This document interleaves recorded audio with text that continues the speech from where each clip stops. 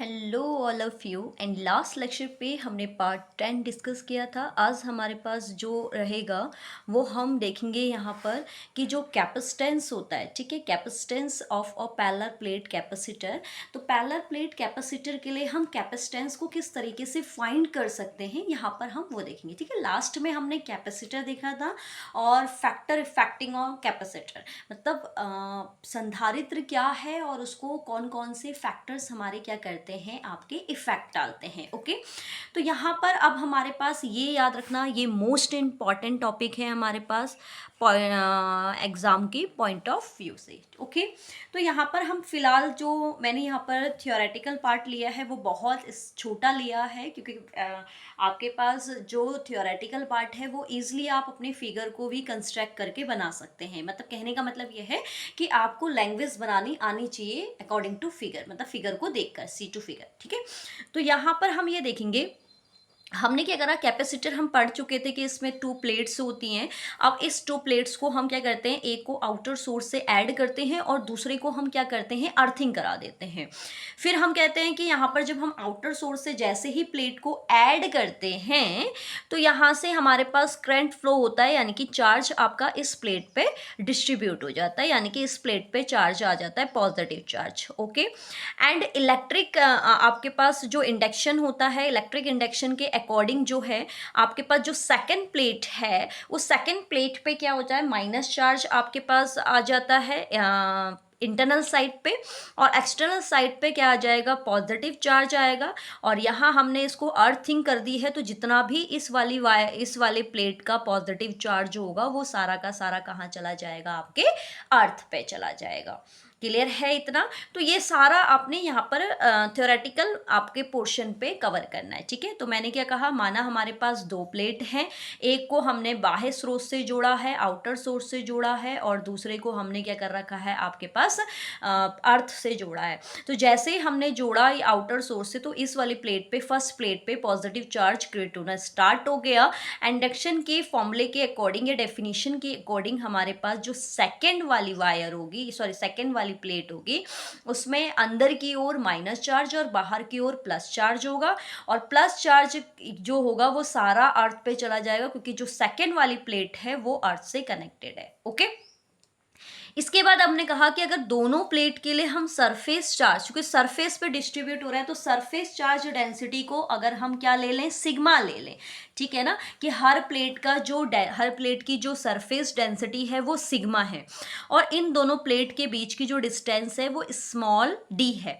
तो इस कंडीशन पे हमने फर्स्ट आपके चैप्टर पे पढ़ा था कि जो प्लेट के लिए इंटेंसिटी होती है ऑफ इलेक्ट्रिक फील्ड वो होती है E equals to sigma over epsilon naught. Okay, इसके बाद सिग्मा हमने पढ़ा है, क्या पढ़ा था, चार्ज डेंसिटी को हमने पढ़ रखा है कि सिग्मा इक्वल्स टू होता है QA, पर एरिया पे जितना भी चार्ज को हम डिस्ट्रीब्यूट करते हैं वो उसकी सरफेस चार्ज डेंसिटी होती है।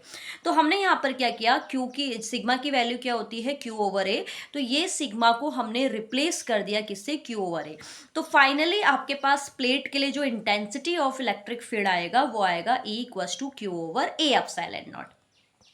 बट ये देख याद रखेंगे कि हमें E की नीड नहीं है, हमें E की ज़रूरत नहीं है, हमें क्या निकालना है, कैपेसिटेंस निकालना है। और कैपेसिटेंस के लिए हमने फॉर्मूला पढ़ा है C equals to Q over V। जिसने प्रीवियस लेक्चर नहीं देखे हैं इस चैप्टर के, पहले आप प्रीवियस लेक्चर देखेंगे। ओके, तो हमें क्या चाहिए, Q। तो हम ये देखेंगे कि ये जो V है ये V E से किस तरीके से कनेक्टेड है। तो इसके लिए भी हमने एक प्रूफ पढ़ा था, अगर आपको ध्यान होगा चैप्टर फर्स्ट में, रिलेशन बिटवीन आपके पास जो वेलोसिटी ग्रेडियंट होता है और इलेक्ट्रिक फील्ड। तो E and dV over dt के बीच में जो, या dr के बीच में हमने जो रिलेशन पढ़ा था उसी के अकॉर्डिंग हम यहाँ पर लेंगे। तो वो रिलेशन था E equals to V over D। तो यानी कि E equals to V over D है, तो यहाँ से अगर मैं V को फाइंड करने की कोशिश करूँ, ठीक है, ये हिंदी में है आपकी लैंग्वेज, तो अगर मैं यहाँ से V की वैल्यू को फाइंड करने की कोशिश करूँ तो V की वैल्यू देन क्रॉस मल्टीप्लाई से हमारे पास क्या आ जाएगी, देन V की वैल्यू हमारे पास आ जाएगी V इक्वल में E इंटू डी। क्लियर है?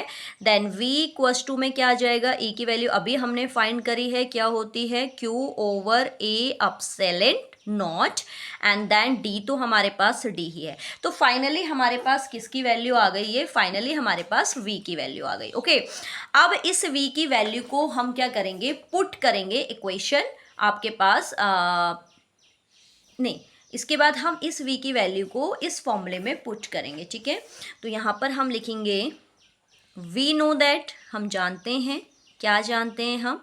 वी नो दैट, यहाँ पर हमारे पास c इक्वस टू में क्या होता है? q over v।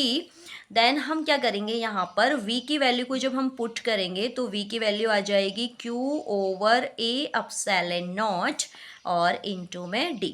तो देखेंगे हम यहाँ से q से q कैंसिल हो गया। देन 3 स्टेप्स आपके पास a एप्सिलॉन नॉट अप में जाएगा।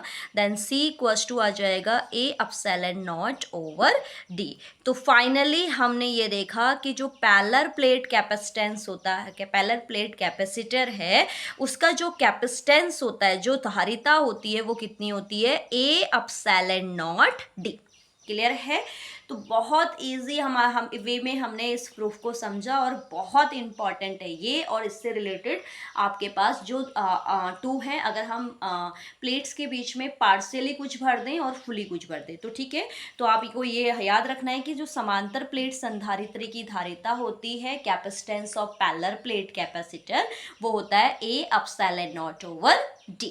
ओके, तो यहाँ पर ये था हमारे पास कि समांतर प्लेट संधारित्र की धारिता को हम किस तरीके से डिफाइन कर सकते हैं। ठीक है, देन नेक्स्ट लेक्चर पे हम देखेंगे इससे रिलेटेड जो हमारे पास दो और प्रूफ है कि इस प्लेट्स के बीच में अगर मैं पार्शियली कुछ फील कर दूं या मैं फुली कुछ फील कर दूं। ओके।